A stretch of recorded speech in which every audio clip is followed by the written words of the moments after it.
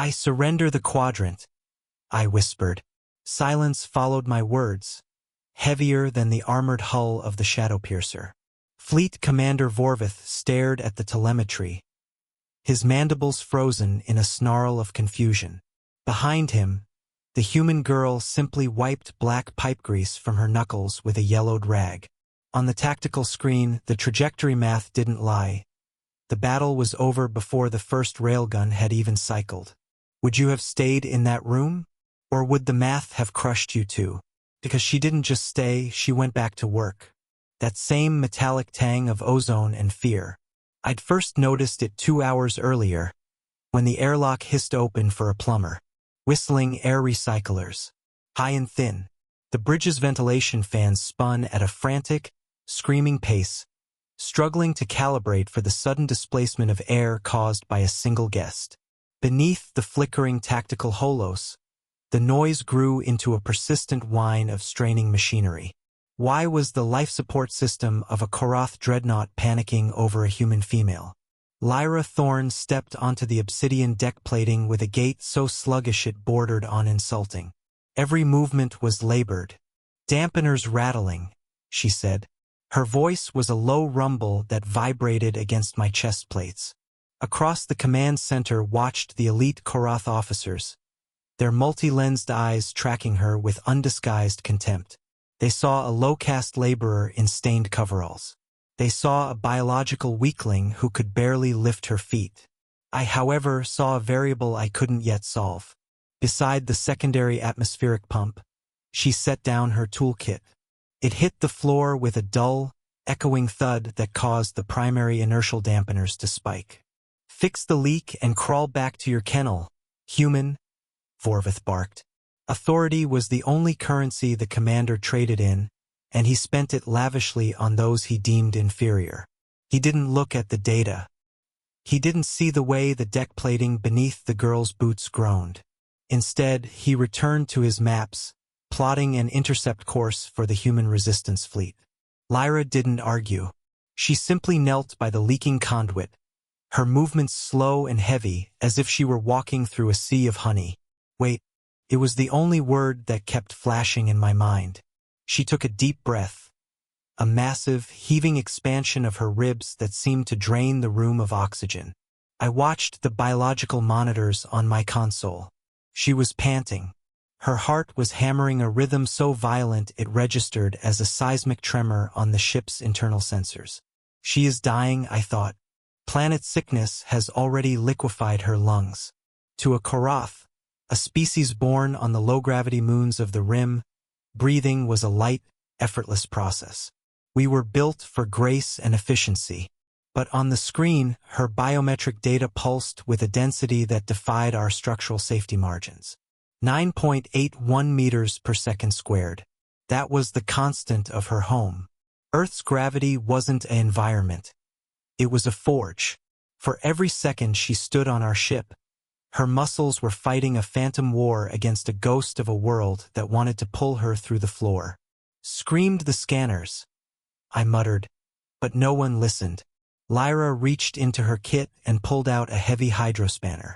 It was a simple tool, a relic of manual labor that looked out of place among the crystalline processors of the bridge.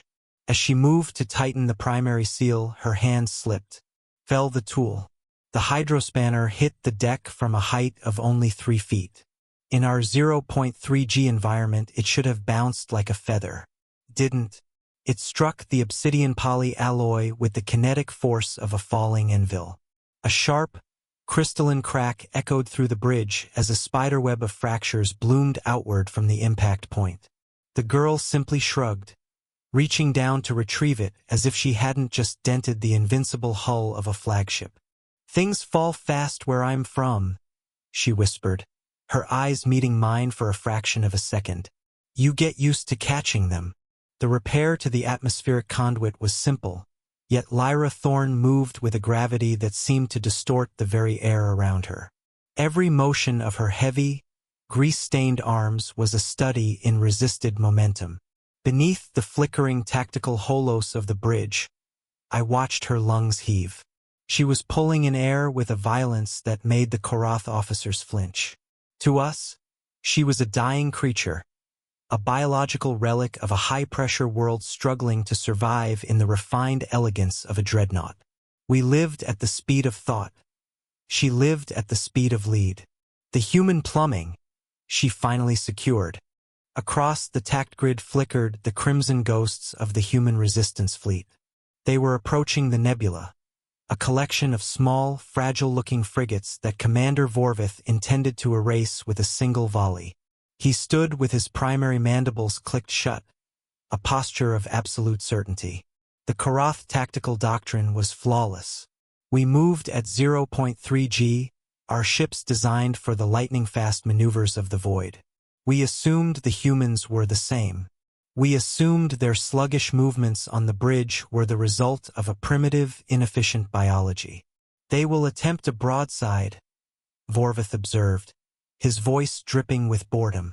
Deploy the interceptors and let the vacuums have them. Lyra didn't look up from her work. She began collecting her tools, her fingers moving with that same, deliberate sluggishness. To my eyes, it was the exhaustion of the grave. I checked the internal sensors again. Her heart rate remained a thunderous, rhythmic drumming that vibrated through the floorboards.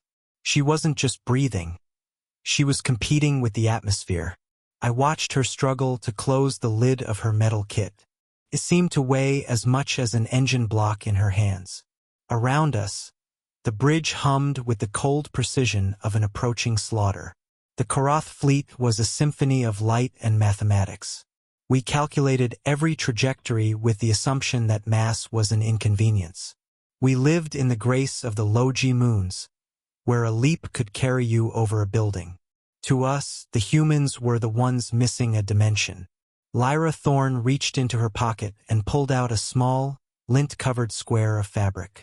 She slowly wiped a smear of black pipe grease from the back of her hand, turning the rag over to find a clean spot. Then the data drop hit the tactical station. "I surrender the Quadrant," I whispered. The words felt like ash in my throat. Vorvith spun around, his lenses widening in a flash of predatory rage. He didn't see the numbers yet. He didn't see the fundamental correction the scanners had just provided. For the first time, our sensors had successfully penetrated the human ship's hull plating to measure the internal density of their pilot seats. Across the screens flickered the impossible digit, 9.81. "Explain this treason, consultant," Vorvith hissed, his hand reaching for the ceremonial blade at his hip. "It is not treason, Commander," I replied, my voice shaking. "It is physics. We measured their speed, but we never measured their weight. Look at the ensign." Beside the navigation console, Ensign Myril sat frozen. She was only 20 years old, a prodigy of the Academy who had never known a battle she couldn't outcalculate. Now, her three-fingered hand was visibly trembling as she stared at the ballistic recalculations. She wasn't looking at the ships. She was looking at the pilots. "They aren't sick," Myril whispered, her voice breaking. "Commander, they aren't sluggish because they are weak." I looked at Lyra. The realization hit me with the force of a collapsing star. She wasn't struggling to move in our environment. She was struggling to stay grounded. Her sluggishness was the result of a body built to withstand 10 times our gravity.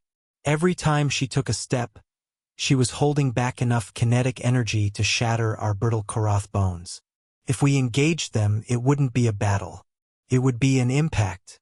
Their ships were not light frigates. They were solid slabs of reinforced matter. Their pilots lived in a permanent state of crushing force that would have liquefied a Koratha's internal organs in seconds. To a human, a 10G combat turn wasn't a death sentence, it was a Tuesday.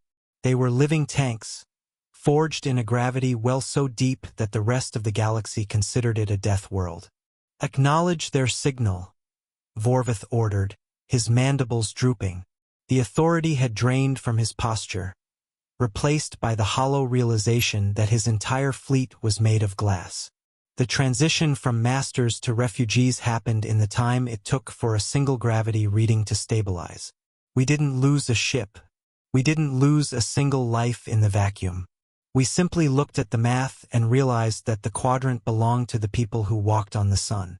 Months later, the star charts were redrawn in the colors of the Terran hegemony. The Shadowpiercer remained in orbit, a silent witness to the new order. On the commander's desk, the obsidian surface was empty except for a single object. The hydrospanner sat in the center of the desk. Its metallic surface caught the dim light of the dying sun outside the viewport. A deep, jagged fracture ran through the center of the heavy tool, the metal twisted by a grip that didn't know its own strength. Beside it, the deck plating still bore the spiderweb of cracks from where it had once fallen. The air recyclers hummed a low, steady note. Lyra Thorne picked up her rag and tucked it into her pocket.